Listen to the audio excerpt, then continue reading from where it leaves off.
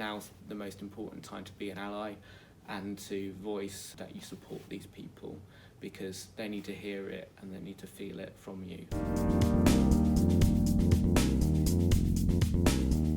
My name is Dr Luke Fletcher and I'm an Associate Professor here at the University of Bath School of Management. My current research is starting to look at diversity and inclusion efforts within organisations and how people can facilitate those efforts by utilising allyship. So what is allyship? You may have heard of it before, but you might not recognise what it really means. Essentially, it means that you're trying to help and actively support someone from a minority group to access support and resources within the organisation, and for the help to make them feel more included within the organisation. There's three main parts to allyship, and these can be things from building your own knowledge and awareness of the minority group. Say, for example, you might not fully understand how transgender people might be experiencing their lives, so you might want to look at some blogs or some videos or documentaries about their lives and gain an appreciation for what that lived experience is like. It might also be that you engage with staff network groups that are trying to do something within your organisation and learn about what they want from the support that you can offer. Again, it's also about showing your awareness and understanding and confronting acts of prejudice or potential prejudice within the organisation. And this confrontation doesn't have to be this kind of direct, aggressive act, but it could be things like inviting people to ask questions and you answer those in a manner that can help support them learn and grow their understanding. The other element that's important to allyship is showing advocacy and providing a voice for underrepresented groups in the organisation. Now that might be supporting existing staff networks, but also finding out who might be not being heard in the organisation and allowing them the opportunity to have that voice. And finding out what it is that they want from you to support them and what they don't want, because it's important to also understand what they might not feel comfortable with. So for example, someone that might be a transgender person who is early on in transitioning to the gender identity that they are aspiring to, then it's important to understand what they feel comfortable with and what they don't feel comfortable with disclosing or discussing with other people. I think the core element of allyship remains somewhat similar across different contexts, but I think what you're doing in the work context is more strategic and focused, so you're trying to focus that energy into encouraging more systematic change within the organisation. So that could be advocating for certain policies and practices and working with HR and staff network groups to initiate that change.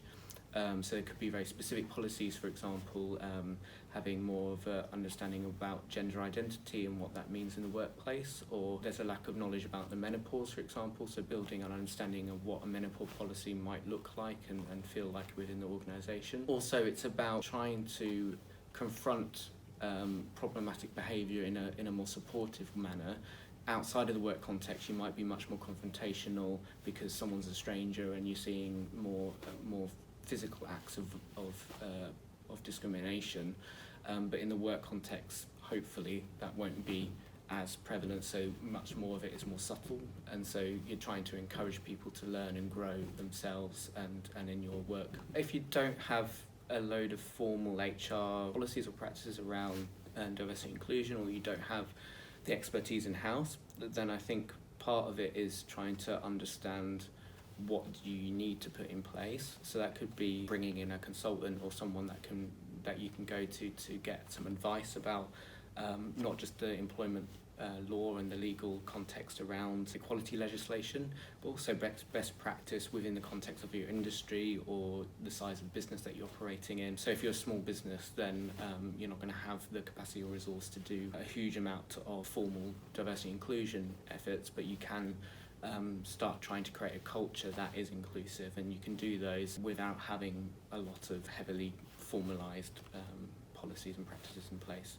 But it's important to understand what the legal framework that you're operating under is. Particularly over the last maybe 2-3 years, there's definitely been a more push towards allyship. I don't think there was possibly a lot of understanding of what allyship was maybe 10-15 years ago, but I think now with things like the Me Too movement, the Black Lives Matter movement, transgender rights and so on at the moment, I think there's a lot more understanding and awareness of what the potential of allyship could be, and trying to understand how people can be allies to not just one particular group, but lots of different other groups. And for example, some of the leading companies like Microsoft, they're pioneering their whole strategy around diversity and inclusion, and also generally their business strategy around the idea of allyship. So I think organisations are really starting to appreciate what value it can bring and trying to conceptualise it and understand it within their organisations and use it strategically. So over the last couple of years I've been doing some research on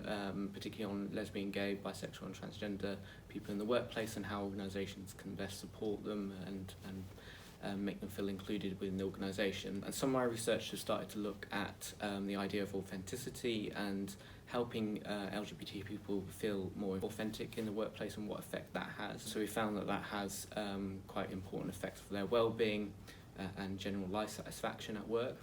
And that's primarily connected to LGBT supportive practices. So the idea that the organisation is putting in place some good policies and practices to support LGBT people at work. So that might be anti-discrimination policies, equal access to benefits, same-sex partner benefits, for example, putting in training for line managers to deal with things like transitioning at work, or how to deal with homophobic abuse within the workplace. The other thing that I've been looking at is the effects of allyship and how people can become more effective allies, particularly to the transgender community, because that's the latest community that is facing quite a lot of backlash, not just within the workplace but outside of it. We found in some wider research that potentially face the highest levels of workplace conflict compared to lesbian, gay and bisexual people, as well as heterosexual people. So it's important that we think about the most vulnerable, those that might be more marginalised.